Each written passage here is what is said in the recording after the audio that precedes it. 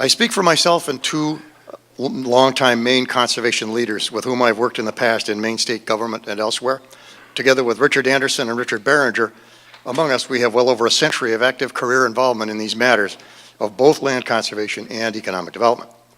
We are sympathetic to those who, like us, value and enjoy the Maine woods and who live near the corridor but reach a different conclusion about the NECEC. Their hearts are in the right place. We share with them their concern for the woods' future, yet we strongly endorse the NECEC project. Yes, there will be impacts, as the PUC examiner's report concludes, but the report goes on to state that the significant benefits outweigh the impacts. Almost 1,000 acres will be harvested along the 53-mile corridor, covering 10 townships that were just mentioned. This is a drop in the bucket. I'm sorry, can you slow down a little bit for our transcriptionist? Pardon me? My students used to always get after me that way. Yes, there will be impacts, as the PUC examiner's report concludes. Almost 1,000 acres will be harvested along the 53-mile corridor covering 10 townships.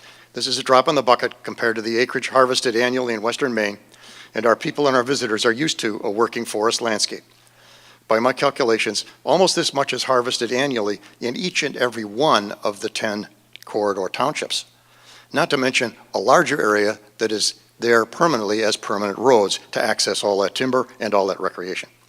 People traveling the roads, snowmobiling, or hunting in the woods will not see the towers unless they're close nearby. From some ridges, ponds, and prominent heights, the line will be visible. So is Route 201, a long permanent scar on the landscape, and like the NECEC, not as wide as the New Jersey Turnpike. This corridor will have a small impact on resources and uses relative to the entire local landscape. Will a power line damage prospects for a stronger tourism economy?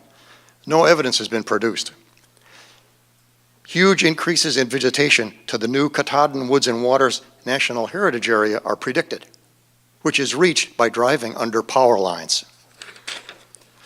Not only is there no evidence that the area's tourism economy is at risk, but these fears distract attention from the real threat, which is climate change. And one more thing. Are the three of us concerned about brook trout? We sure are.